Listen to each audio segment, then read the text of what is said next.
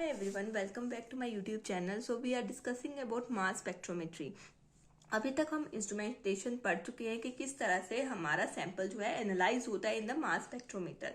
कितने अलग अलग तरह के हमारे पार्ट्स होते हैं, उसमें वो कहाँ पे क्या चीज़ होती है। पहले हमने देखा था कि जब हम सैंपल इंजेक्ट करते हैं देन हॉट प्लेट पे जाके वो सैंपल सबसे पहले वेपर्स फॉर्म में आते हैं। वेपर्स फॉर्म में आकर वो एक यूनिफॉर्म बीम के फॉर्म में वो जाते हैं आयनाइजेशन चैम्बर में। आयनाइजेशन चैम्बर में जैसे ही वो पहुंचते हैं तो with the help of electron beam जो सैंपल वेपर्स हैं वो आयनाइज हो जाते हैं।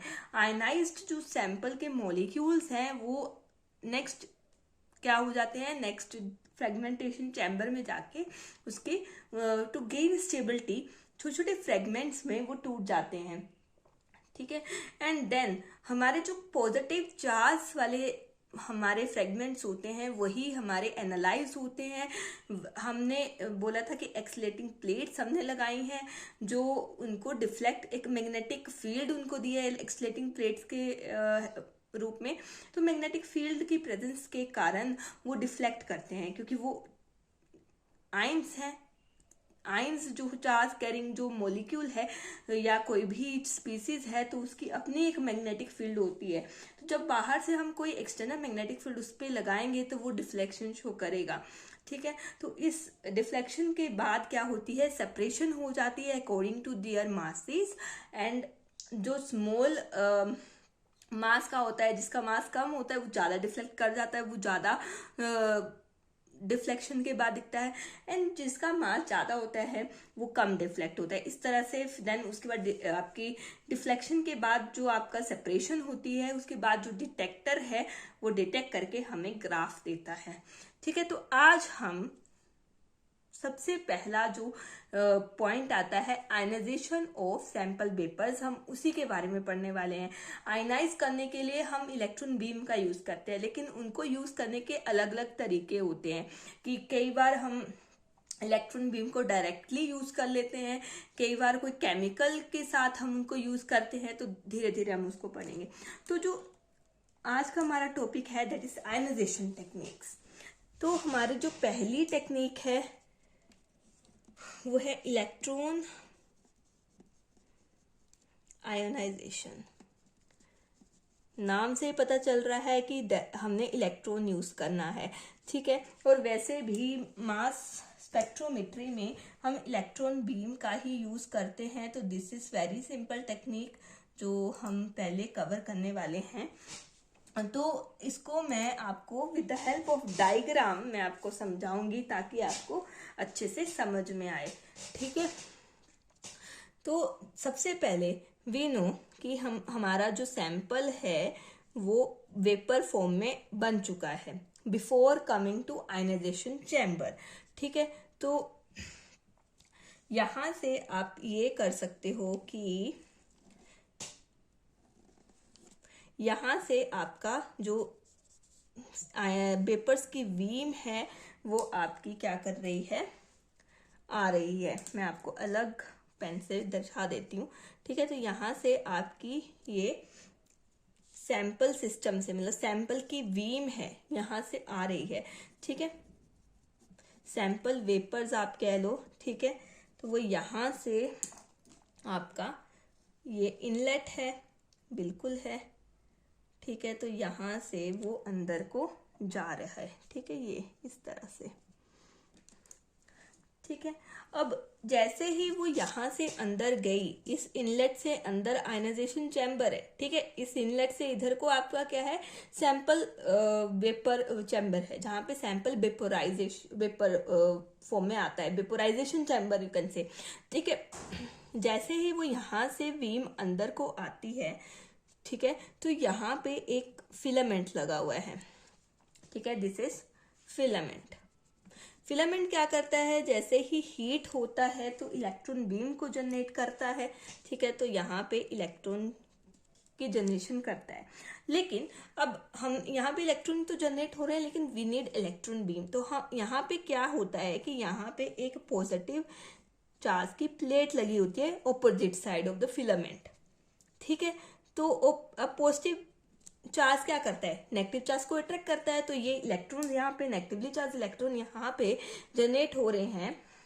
यहाँ से आपकी क्या जा रही है, सैंपल की बीम जा रही है।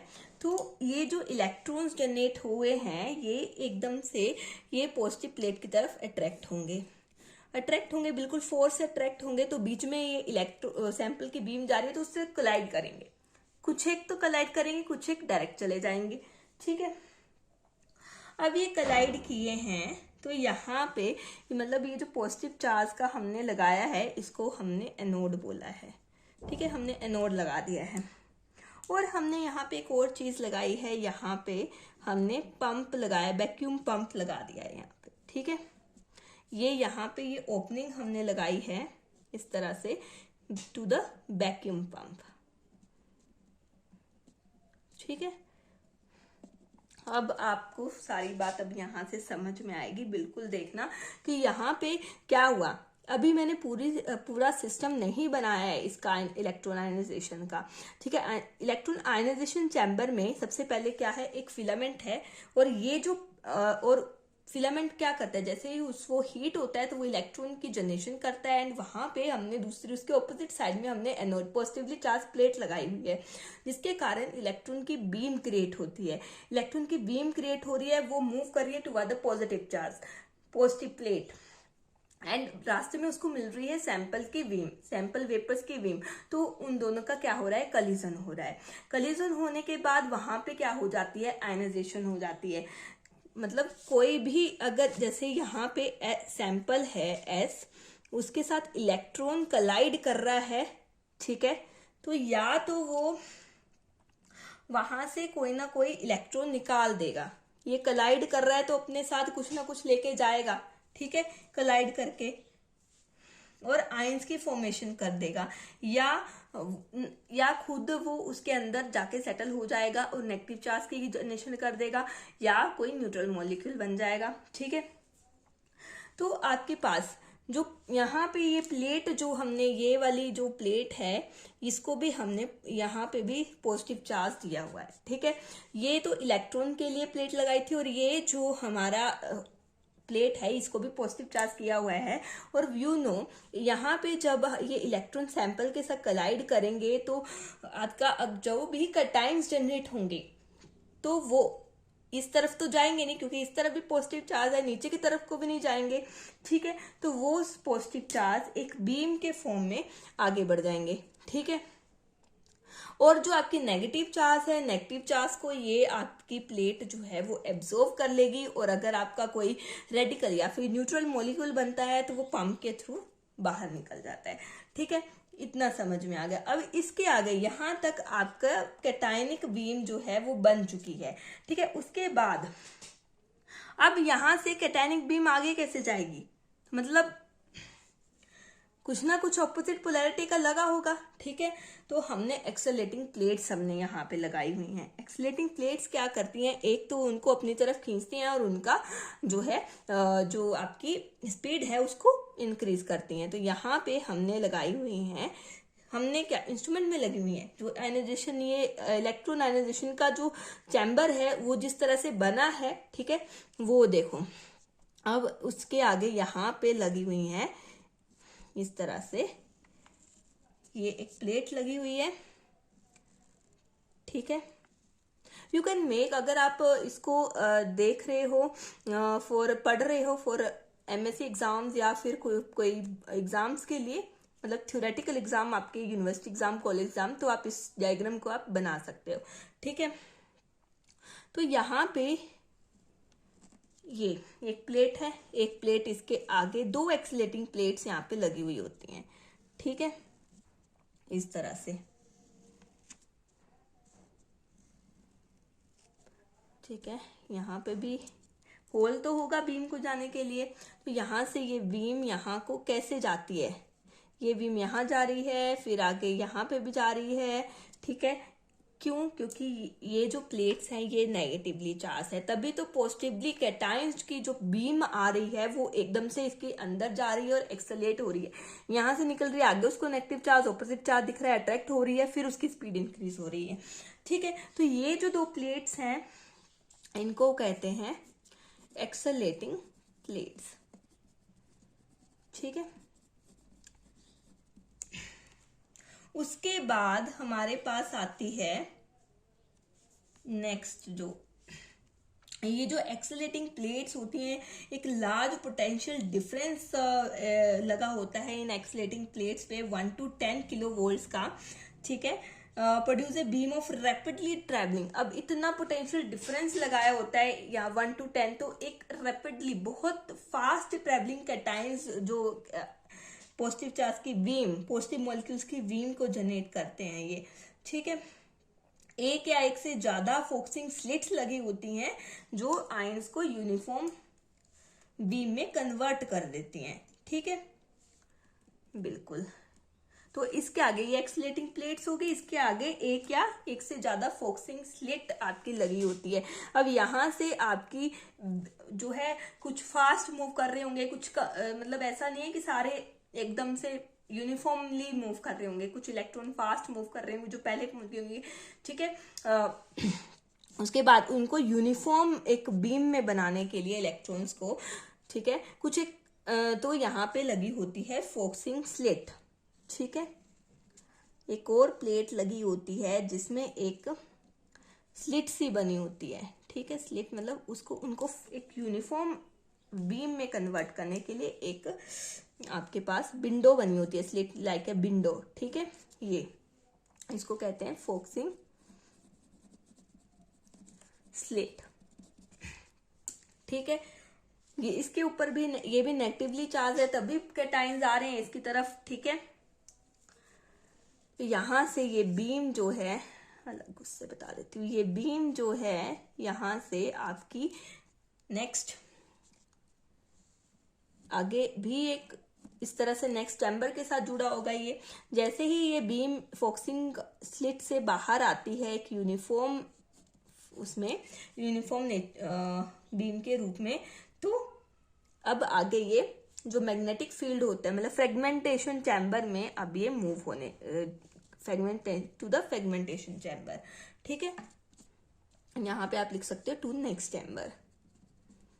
ठीक है, मतलब यहाँ पे आयनाइजेशन हो गई है, बस ये आपको एक uniform beam and fast moving uniform beam बनाने के लिए आपने प्लेट्स लगाई हैं, फोकसिंग स्लिट्स लगाई है, एंड देन आपका मैग्नेटिक फील्ड की तरफ। ठीक है, मैग्नेटिक मतलब आपका या ताकि वो सेपरेट हो जाए जो भी बना। अब ये तो था कि यहाँ पे आपके कैटाइंस क्या हो रहे हैं, यहाँ पे मैं आपको लिख देती हूँ कि यहाँ पे आपके कैटाइंस जो हैं, कैटाइनिक बीम आपकी यहाँ पे मूव कर रही है। ठीक है, मतलब आपका अगर कोई मास m+2 इस तरह से, ठीक है, आपके जो मासेस हैं m+ मासेस जो हैं आपके यहाँ पे डिटेक्ट होते हैं। लेकिन अगर आपको नेगेटिव चार्ज डिटेक्ट करना है, आपको एनाइंस डिटेक्ट करने हैं, तो आपने कुछ नहीं करना, बस change the polarity of this plates. ठीक है, तो क्या लिखना है, to detect anions change the polarity of plates. ठीक है, यहाँ पे इसको नेगेटिव कर देंगे, इन तीनों को पॉजिटिव कर देंगे, तो आपके एनाइंस डिटेक्ट हो जाएंगे। हो क्या रहा था, यहाँ पे आपके कैटाइंस के साथ साथ एनाइंस भी जनरेट हो रहे थे, आपके न्यूट्रल मॉलिक्यूल्स भी जनरेट हो रहे थे। आयनाइजेशन के बाद यहीं पे फ्रेगमेंटेशन आपकी हो रही थी। ठीक है, एंड जो कैटाइंस थे वो आपके इनएक्टिव प्लेट्स की तरफ को मूव हो रहे थे, क्योंकि ये पॉजिटिव है तो इसके से रिपेल होकर वो इधर को नेगेटिव की तरफ को मूव कर रहे थे। तो ये था आपका आयनाइजेशन, इलेक्ट्रॉन आयनाइजेशन की टेक्निक। ठीक है, यहाँ पे हमने कुछ नहीं, इलेक्ट्रॉन बीम को यूज किया है, जिसको हमने एक एनोड की तरफ अट्रैक्ट करके एक बीम क्रिएट की है। जब वो दो बीम्स कोलाइड करी हैं तो वहां पे एक इलेक्ट्रॉन जो है, या अंदर से एक इलेक्ट्रॉन निकला है, या जो इलेक्ट्रॉन कोलाइड किया है वो उसमें मतलब ज्वाइन करके रेडिकल कैटायन एनायन कुछ भी बनाया उसने, ठीक है। तो अब हमने केटाइंस मेनली यहाँ पे डिटेक्ट होते हैं, ठीक है। केटाइंस को डिटेक्ट करने के लिए हमने प्लेट्स की पोलैरिटी को सेट किया। जो अब हमारी रिपेलर प्लेट थी, सॉरी ये जो रिपेलर प्लेट ये जो है रिपेल कर रही है केटाइंस को, तो हमने इसको नाम दिया है रिपेलर प्लेट, ठीक है। जो हमारी रिपेलर प्लेट थी एंड एक्सिलेटिंग प्लेट थी, फॉक्सी एक्सिलेट की, उनकी पोलैरिटी हमने इस तरह से सेट की ताकि केटाइन की जो बीम है वो अच्छे से यूनिफॉर्म बन सके एंड वो मैग्नेटिक फील्ड तक जा सके हमारे सेपरेशन के लिए, ठीक है। तो ये वेरी सिंपल टेक्निक, आप इसको यूज कर सकते हो। अब देखो यहाँ पे ये जो बीम बन रही है ये इलेक्ट्रॉन बीम बन रही है, ठीक है। You can write electron beam, ठीक है, इलेक्ट्रॉन बीम। तो देखो यहाँ पे इलेक्ट्रॉन बीम ही यूज हुई है, कहीं पे ईएमआर यूज नहीं हुई है, कहीं पे यूवी रेडियो विजिबल कोई भी यूज नहीं हुई है, सिर्फ इलेक्ट्रॉन बीम हमने जनरेट किया है, ठीक है। तो ये था हमारा एक मेथड। दूसरा मेथड जो आता है, ऐसे तो कई मेथड है, जो मेन है आपके, ठीक है, वो ionisation, electron ionisation and chemical ionisation. अब नेक्स्ट जो मेथड है वो हम केमिकल आयनाइजेशन पढ़ेंगे, उसके आगे भी हम मेथड पढ़ेंगे, ठीक है। लेकिन ये कॉमनली यूज्ड मेथड है, इलेक्ट्रॉन आयनाइजेशन, ठीक है, एंड केमिकल आयनाइजेशन में क्या होता है। अब नेक्स्ट मेथड जो आता है, ठीक है, वो है केमिकल आयोनाइजेशन। अब पीछे हमने इलेक्ट्रॉन आयनाइजेशन में क्या किया, हमने सीधा इलेक्ट्रॉन जनरेट किए, उसकी बीम बनाई एंड उसको कोलाइड कर दिया। लेकिन यहाँ पे क्या है, हम केमिकल आयनाइजेशन में हम कोई गैस लेंगे, ठीक है। पहले कोई ऐसी गैस जो हमारी इजिली अवेलेबल हो, ठीक है, बिल्कुल इजिली अवेलेबल हो एंड वोलेटाइल हो, हाईली वोलेटाइल, एकदम से हमारी वो पेपर्स में कन्वर्ट हो जाती हो, ठीक है। ऐसी हम गैस लेंगे एंड उसको हम आयनाइज करेंगे। सबसे पहले उस गैस को आयनाइज करेंगे, सैंपल को नहीं करेंगे। सबसे पहले एक गैस लेंगे जो रेडिली अवेलेबल, आसानी से मिल जाए कहीं भी, ठीक है, और जो हमारी क्या होगी, इजिली वोलेटाइल होगी। ऐसी गैस हमने ले ली, उसको हम आयनाइज करेंगे with the help of electron beam, ठीक है। इलेक्ट्रॉन उसके ऊपर छोड़ेंगे, इलेक्ट्रॉन बीम छोड़ेंगे एंड वो आयनाइज होगी। वो अलग अलग गैसेस अलग अलग तरह से आयंस बनाती हैं, ठीक है, वो हम एक दो देखेंगे, ठीक है। फिर वो जो आयनाइज्ड हमारी गैस है, रिएजेंट गैस हम उसको कहते हैं, आयनाइज्ड रिएजेंट गैस को हम डालेंगे सैंपल की बीम पे, ठीक है। तो मतलब अब क्या हो रहा है, दो केमिकल, एक आयनाइज्ड केमिकल, एक वो है गैस है, और एक सैंपल की वेपर्स है। आयनाइज्ड गैस, सैंपल के वेपर, दोनों आपस में टकराएंगे तो रिएक्ट करेंगे तो डिफरेंट आपके आयंस बनेंगे, फ्रेगमेंट्स बनेंगे, ठीक है। एंड देन वो again same procedure, magnetic field में जाएंगे, अपने मासेस के अकॉर्डिंग डिफरेंट वो क्या करेंगे, सेपरेट हो जाएंगे। तो मोस्ट कॉमनली मतलब हमने यहाँ पे क्या किया है, जो मैंने बोला है मैं आपको लिख कर कि यहाँ पे सबसे पहले एक रिएजेंट गैस है, ठीक है। सिर्फ समझाने के, आप बना सकते हो इट इज जर्नल, लेकिन ये समझाने के लिए मैं बता रही हूँ। इस पे हमने क्या डाला है, इलेक्ट्रॉन बीम, ठीक है।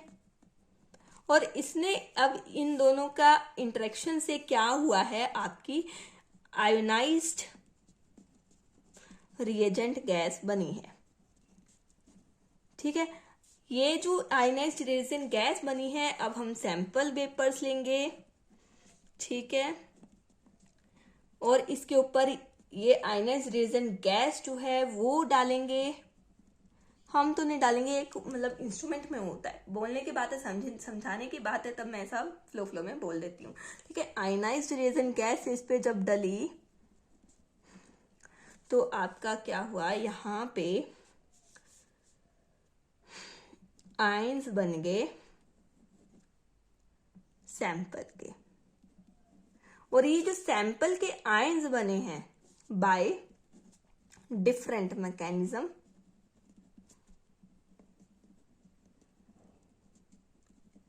और वो मैकेनिज्म कौन कौन से हो सकते हैं, वो मैकेनिज्म हो सकते हैं लाइक प्रोटॉन ट्रांसफर, ठीक है, adduct formation and electron transfer. ठीक है, तो यहाँ पे आपके ये जो डिफरेंट आयंस किस तरह से बनते हैं, डिफरेंट मैकेनिज्म से। मैकेनिज्म कौन से होते हैं, या तो प्रोटॉन का ट्रांसफर कर देगी ये रिएजेंट गैस, ठीक है, क्योंकि उसको खुद भी तो स्टेबल होना है। हमने क्या किया, हमने इसको अनस्टेबल बनाया है इलेक्ट्रॉन बीम डाल के, अनस्टेबल। अब इसको भी स्टेबल होना है तो ये इसके साथ रिएक्ट करेगी ताकि ये स्टेबल हो जाए। अपनी जो अनस्टेबिलिटी है, चाहे वो पॉजिटिव चार्ज है तो H पॉजिटिव की फॉर्म में निकाल देगी, नेगेटिव चार्ज इस पे ज्यादा है तो इलेक्ट्रॉन ट्रांसफर कर देगी, ठीक है, या फिर एडक्ट बना लेगी, कुछ ना कुछ तो करेगी। ठीक है, अब सैंपल जब हमारा वो हो जाता है, आयनाइज हो जाता है, तो वो फ्रेगमेंट करता है। ठीक है, फ्रेगमेंट करता है, हमें सैंपल के फ्रेगमेंट्स तो चाहिए डिटेक्ट करने के लिए। ठीक है, तो ये हमारा कंसेप्ट है। तो यहाँ पे प्रोटॉन ट्रांसफर हो गया या फिर इलेक्ट्रॉन ट्रांसफर कर देती है गैस, और यहाँ पे या तो एडक्ट फॉर्मेशन कर लेती है। तो अब यहाँ पे कौन से रिएजेंट गैसेस हैं जो मोस्ट कॉमनली यूज होती हैं, अब हम उस कंसेप्ट पे जा रहे हैं। ठीक है, सो रिएजेंट गैसेस, ठीक है, रिएजेंट गैसेस कौन कौन सी हो सकती हैं, तो यहाँ पे हम मीथेन यूज कर सकते हैं, अमोनिया गैस यूज कर सकते हैं। अमोनिया यूज करेंगे इन द गैसेस फॉर्म, याद रखना, मीथेन यूज करेंगे इन द गैसेस फॉर्म। ठीक है, आइसोब्यूटेन यूज से कर सकते हैं, एंड मिथेनॉल यूज कर सकते हैं। ठीक है, तो अब इसमें से एक दो मेनली मिथेन मैं आपको करके बता सकती हूँ, या देखते हैं। चलो स्टार्ट विद द मिथेन। ठीक है, तो मिथेन जो है वो किस तरह से आयंस अपने बनाती है वो देखिए। तो हमारे पास मिथेन दैट इज CH4 है हमारे पास, वो इलेक्ट्रॉन उसके साथ क्या करेगा, कलाइड करेगा, and there is a formation of cation radical. ठीक है, यहाँ पे कैटायन रेडिकल की कैटायन भी है और एक रेडिकल, इसको कहते हैं कैटायन रेडिकल। ठीक है, मिथेन कैटायन रेडिकल ये बनता है। ठीक है, और यहाँ पे क्या है, दो इलेक्ट्रॉन, एक इलेक्ट्रॉन ये वाला, एक इलेक्ट्रॉन इसका अपना। ठीक है, वो निकल जाते हैं, एक जो कलाइड कर रहा है और एक जो ये मॉलिक्यूल के अंदर से इलेक्ट्रॉन लेके जा रहा है मिथेन के मॉलिक्यूल से। ठीक है, वो हो गया। अब ये जो कैटायन रेडिकल है अनस्टेबल हो गया है। ठीक है, तो ये दूसरे मॉलिक्यूल, अब अभी इसके पास रिएजेंट गैस के ही मॉलिक्यूल्स हैं। ठीक है, तो ये दूसरे न्यूट्रल मॉलिक्यूल के साथ कलाइड करता है, तो there is a formation of a cation. कौन सा cation, this one, CH5 positive note ये। ठीक है, और यहाँ पे एक रेडिकल भी बनता है, CH3 रेडिकल। ठीक है, अब अगेन ये जो बना हुआ है जो फर्स्ट रिएक्शन से, ये अगेन अब CH3 पॉजिटिव भी बना होगा कहीं ना कहीं, तो उसके साथ भी रिएक्ट करता है। ठीक है, और ये यहाँ पे और साथ में ये जो ब्रेक होता है, ये CH3 पॉजिटिव और प्लस में हाइड्रोजन रेडिकल भी बनाता है। ठीक है, मैं इसको फिर से लिख देती हूँ, कोई बात नहीं, गलती हो जाती है कि जो CH4 ये जो रेडिकल है अभी किस तरह से स्टेबल हो सकता है, ये तो स्टेबल क्या, दूसरा कैटायन बन गया है। इसने क्या किया, ब्रेक करके एक CH3 पॉजिटिव बना लिया और हाइड्रोजन रेडिकल बना लिया। ठीक है, अगेन ये भी एक आयन है, तो CH3 पॉजिटिव प्लस ये मिथेन के साथ जुड़ा, एंड इसने C2H5 positive and plus H2 gas जो है वो बना लिए। तो इस तरह से, मतलब सबसे पहले CH4 जो है ये, इसके साथ इलेक्ट्रॉन इसके ऊपर कलाइड किया, तो इसने कैटायन रेडिकल ये बना लिया। ठीक है, कैटायन रेडिकल ये बनाया हुआ है।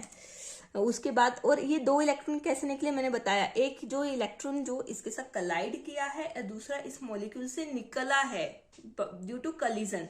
ठीक है, तो ये दो इलेक्ट्रॉन हमारे निकल जाते हैं। एक कैटायन रेडिकल जो है ये न्यूट्रल मिथेन मॉलिक्यूल के साथ क्या करता है, रिएक्ट करता है, यहाँ पे CH5 positive and CH3 radical बना लेता है। उसके बाद आपके पास यहाँ पे इसको तो ठीक है कुछ भी नहीं, तो यहाँ पे ये जो कैटायन रेडिकल बना हुआ है ये टूट कर ये CH3 पॉजिटिव कैटायन और H रेडिकल बना लेता है। ये सब रिएजेंट गैस में ही चीजें हो रही हैं। ठीक है, और ये जो CH3 पॉजिटिव है ये अगेन मिथेन मॉलिक्यूल के साथ, न्यूट्रल मॉलिक्यूल्स के साथ रिएक्ट करके C2H5 पॉजिटिव बनाता है, NH2 गैस बना लेता है। अब ये तो हमारे रेडिकल रिएजेंट गैस में बने हैं, जितने भी कैटायन रेडिकल कैटायन जो भी बने हैं वो हमारे रिएजेंट गैस में बने। अब ये जो इसमें से जो हमारा इम्पोर्टेंट है वो है ये वाले CH5 पॉजिटिव और C2H5 पॉजिटिव। ये आगे सैंपल मॉलिक्यूल के साथ रिएक्ट करते हैं, ठीक है। मतलब अब देखो मैं बताती हूँ। अब हमारे पास ये सैंपल का मॉलिक्यूल है, ठीक है, सैंपल आप इसको लिख लो, सैंपल। अब इसके साथ ये भी रिएक्ट करेगा, ये भी रिएक्ट करेगा। पहले हम इसको रिएक्ट करा के देख लेते हैं। CH5 पॉजिटिव रिएक्ट कर रहा है, तो यहाँ पे अब इसने क्या किया है, हाइड्रोजन का ट्रांसफर कर दिया है इसको, ठीक है। तो आपका ये बना है M+H, ठीक है, पॉजिटिव। अब M हमने कोई भी सैंपल लिया है, ठीक है, तो हमने उसको जर्नल दिखाने के लिए कि हाइड्रोजन का ट्रांसफर हुआ है कि यहाँ से और यहाँ पे आपका CH4 बन गया है। यहाँ पे एक हाइड्रोजन ही तो पॉजिटिव चार्ज ही तो था, प्रोटॉन ही तो ज्यादा, तभी तो पॉजिटिव चार्ज आया था, ठीक है। जब भी कोई आपका एलिमेंट है कार्बन 4 बना सकता है, 4 बॉन्ड बना सकता है, ठीक है। अगर वो अपने बैलेंसी से ज्यादा बॉन्ड बना ले तो उसके ऊपर पॉजिटिव चार्ज आएगा। देखो 5 बॉन्ड बन गए तो पॉजिटिव चार्ज, तो अब इसने एक्स्ट्रा क्या जुड़ा है, हाइड्रोजन जुड़ा है, हाइड्रोजन इसको ट्रांसफर कर दिया, न्यूट्रल बन गया, ठीक है। दूसरा क्या था, दूसरा ये था, ठीक है, ये फिर सैंपल का आपका आ चुका है, ठीक है। तो अब हमारा C2H5 पॉजिटिव ये रिएक्ट किया।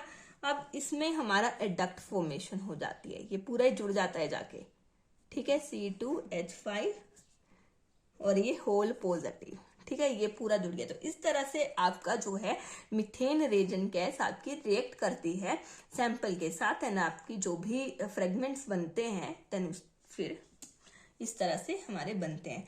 उसके बाद अगर हम अमोनिया की बात कर लें, ठीक है, एक और देख लेते हैं, 2 एग्जाम्पल देना मीथेन एंड अमोनिया से ही है, ठीक है। अब हम अमोनिया की बात कर लेते हैं, ठीक है। पहले हमने मीथेन की बात की, अब अमोनिया की बात कर लेते हैं, ठीक है, एज रिएजेंट गैस, बिल्कुल सही।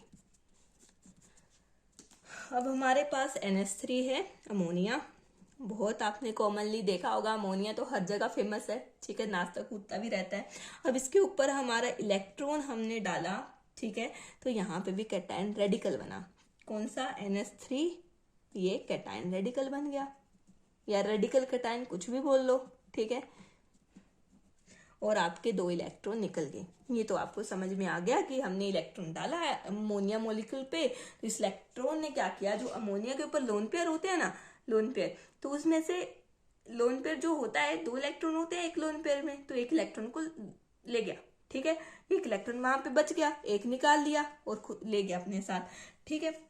अब ये जो बना है रेडिकल कैटायन या कैटायन रेडिकल कुछ भी बोल लो, ठीक है। अब ये दूसरे अमोनिया मॉलिक्यूल के साथ रिएक्ट करता है, तो हमारे पास अमोनियम कैटायन बनता है, NH4 पॉजिटिव, और आपका NH2 रेडिकल बनता है, ठीक है, बिल्कुल।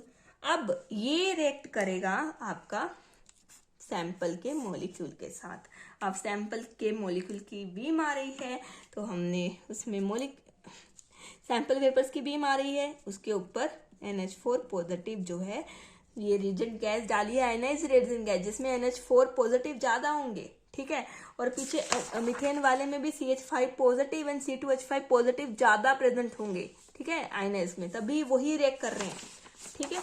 यहाँ पे भी ये आयनाइज हो चुका है फाइनली, एंड ये चीज आपकी प्रेजेंट होगी उसमें, ठीक है। ये सैंपल का मॉलिक्यूल है, जब इसने NH4 अमोनियम कैटायन के साथ इसने रिएक्ट किया तो क्या बनता है, यहाँ पे भी प्रोटॉन ट्रांसफर होता है, ठीक है, क्योंकि NH3 इसने बनाना है न्यूट्रल मॉलिक्यूल, ठीक है, और यहाँ पे NH3 गैस अगेन आ जाती है, ठीक है। तो यहाँ पे आपको साफ पता चल रहा है कि प्रोटॉन ट्रांसफर हुआ है, ठीक है, प्रोटॉन ट्रांसफर। तो इस तरह से आपकी केमिकल आयनाइजेशन होती है, ठीक है। ऐसे ही डिफरेंट गैसेस अपने अपने तरह से आयनाइज करती है, एंड देन डिफरेंट मैकेनिज्म, चाहे प्रोटॉन ट्रांसफर कर ले, चाहे इलेक्ट्रॉन ट्रांसफर कर ले, चाहे एडक्ट फॉर्मेशन कर ले, ठीक है। वो फ्रेगमेंट्स को जनरेट करती है, मतलब मॉलिक्यूल्स को आयनाइज करके उनके फ्रेगमेंट्स को बनाती है। तो आज हम इतना ही पढ़ेंगे। नेक्स्ट हम बाकी जो टेक्निक्स हैं आयनाइजेशन की उनको कवर करेंगे in the next video. Thank you with it.